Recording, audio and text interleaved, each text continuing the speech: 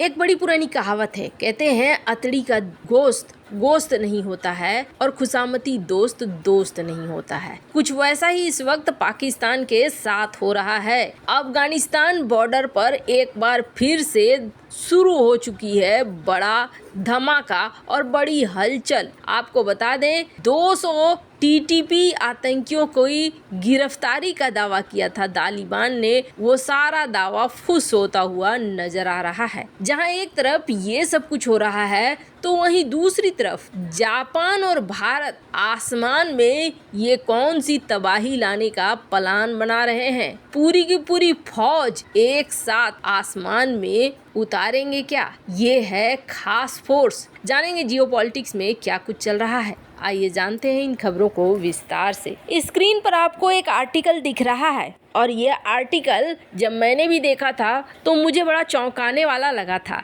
क्यों लगा था? क्योंकि खबर ये थी कि टीटीपी के 200 लड़ाकों को आखिरकार तालिबान ने गिरफ्तार कर लिया है। अब ये खबर देखकर ऐसा लगा था कि लगता है अब सब कुछ यहाँ पर ठीक हो रहा है, चीजें बढ़िया हो जाएंगी। वॉइस ऑफ अमेरिका ने भी इस न्यूज को कवर किया है। इससे आप अंदाजा लगा सकते हैं कि ये खबर कितनी बड़ी खबर बनी थी। कहा गया कि एंटी पाकिस्तान जो मिलिटेंट ग्रुप है उनको अफगानिस्तान के द्वारा पकड़ा जा रहा है और अब कार्रवाई की जा रही है, इसलिए सब कुछ शांतिपूर्ण हो जाएगा, अब सब बढ़िया हो जाएगा। आपको बता दें पिछले कुछ समय से पाकिस्तान और अफगानिस्तान के बीच में टेंशन है और ये टेंशन किस इलाके को लेके है? ये टेंशन है तोरखम इलाके को लेकर। तोरखम भी काफी समय से बंद है और तोरखम को खोलने के लिए तैयार नहीं हो रहा है पाकिस्तान। उसका कहना है कि हमें अब व्यापार सैपार कुछ नहीं करना है। पाकिस्तान ने हाल फिलहाल में एक और बड़ा ऐलान किया और इस ऐलान में पाकिस्तान ने कहा कि हम 11 लाख रिफ्यूजियों को वापस भेज देंगे। मैंने उस समय भी कहा था कि ये इतना आसान नहीं होने वाला है। हो सकता है 11 लाख रिफ्यूजियों के वापस होने की बात सुनकर अफगानिस्तान ने ये दिखाना चाहा हो कि नहीं, हम तुम्हारी बात मान रहे हैं, हम एक्शन ले रहे हैं। ये खबर चर्चा में तो जरूर आई, लगा कि शायद अब सारी चीजें ठीक हो जाएंगी, पर अब एक दूसरी खबर निकल कर आ रही है सामने। स्क्रीन पर आप देख सकते हैं आर्टिकल और ये खबर कह रही है कि जो कुछ भी अफगानिस्तान और पाकिस्तान के बीच में दिख रहा है वैसा कुछ है नहीं, हालात बहुत बुरे हैं। कुछ दिनों पहले ही एक हमला हुआ था शुक्रवार के रोज में, लेकिन शुक्रवार के इस हमले के बाद ये देखा गया कि जो बॉर्डर है अफगानिस्तान और पाकिस्तान का, वहां पर एक बार फिर से हमला हो गया है। आपको बता दें इस बार तो ISPR के द्वारा भी कंफर्म किया गया और इसमें ये बताया गया कि अफगानिस्तान की तरफ से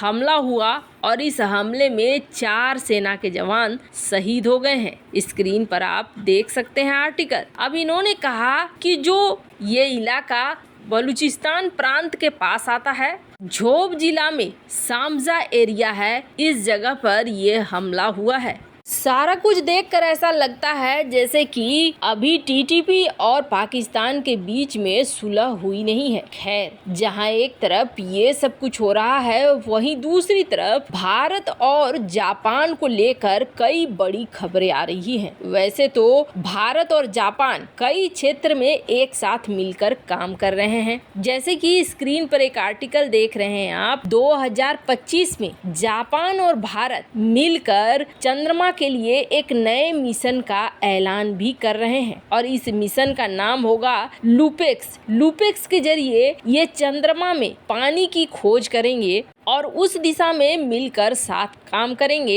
ये चीज भी दिख रही है। सिर्फ यही एक सेक्टर नहीं है जहां भारत और जापान का एक दूसरे को सहयोग देखने को मिल रहा है। हमने आपको पहले भी बताया है कि जापान ने भारत में बड़ी मात्रा में निवेश करके भी रखा हुआ है और आगे भी निवेश कर रहा है। हाल फिलहाल में जापान ने एक बहुत बड़ा ऐलान किया और जापान का ये ऐलान चाइना के लिए सबसे बड़ा सिरदर्द बन गया। क्यों? क्योंकि भारत और जापान दोनों ही मिलकर कुछ ऐसे प्रोजेक्ट पर काम करने की बात करने लगे जो प्रोजेक्ट चाइना और पाकिस्तान दोनों के लिए नींद उड़ाने वाली चीज है। इस वक्त हमने देखा कि किस तरीके से जब युद्ध होता है तो युद्ध में चीजें बदल रही है। अब युद्ध में नई नई टेक्नोलॉजी हावी हो रही है पुराने परंपरागत युद्ध के तरीकों के ऊपर। ऐसे में दोनों देश साथ आकर काम कर रहे हैं। अब बंगलोर की एक कंपनी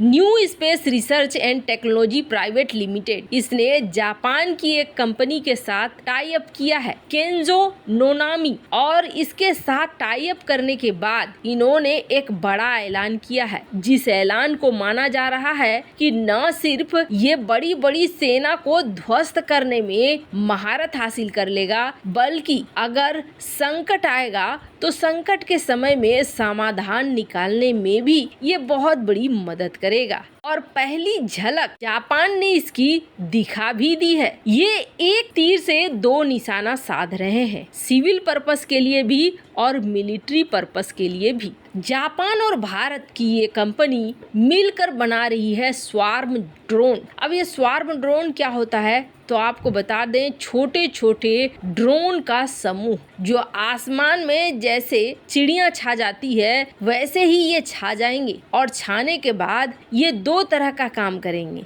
एक, जब अपने देश में किसी तरीके का कोई बाढ़, कोई तूफान, भूकंप वैसी स्थिति हो तो रेस्क्यू ऑपरेशन में ये मदद करेंगे। बहुत जल्दी ये चीजों को डिटेक्ट कर लेंगे और सामान को पहुंचाने में मेडिकल सुविधाओं के लिए भी ये मदद करेंगे। तो वहीं दूसरी सबसे बड़ी चीज ये है कि ये युद्ध काल में अपना सबसे भयानक रूप दिखाएंगे। आपको बता दें, जब इस ड्रोन को दिखलाया गया तो हैरान हो गए देखने वाले। 1 अगस्त को क्योंगवावा में इसे दिखाया गया, और जब इसे देखा गया गवर्नमेंट अफसर के द्वारा, इसके अलावे ड्रोन इंडस्ट्री के सीनियर मेंबर के द्वारा और डिजास्टर मैनेजमेंट एक्सपर्ट जापान के द्वारा, तो उन्हें ये किसी बड़े अजूबे से कम नहीं लगा। आपको बता दें, चीफ ऑपरेटिंग ऑफिसर हैं एनआरटी के, उन्होंने ये कहा कि हम इस प्रोजेक्ट पर काम करके बहुत खुश हैं और इसका जो आउटपुट है, ये आउटपुट देखकर हमें बहुत ही ज्यादा खुशी मिल रही है। आपको बता दें, इन स्वार्म ड्रोनों को 2021 में जापान में शामिल किया गया है और जल्द ही भारत में भी इसे शामिल करने की बात हो रही है। आपको बता दें, साल 2021 में इसे भारतीय सेना में शामिल किया गया है और जल्द ही इसे जापान की सेना में भी शामिल करने की बात चल रही है। वैसे आपको क्या लगता है, टेक्नोलॉजी के तौर पर भारत और जापान का मिलना एक बहुत शुभ संकेत है या नहीं? कमेंट कर अपनी राय जरूर बताएं। जल्द मिलते हैं अगली वीडियो में नई खबर के साथ।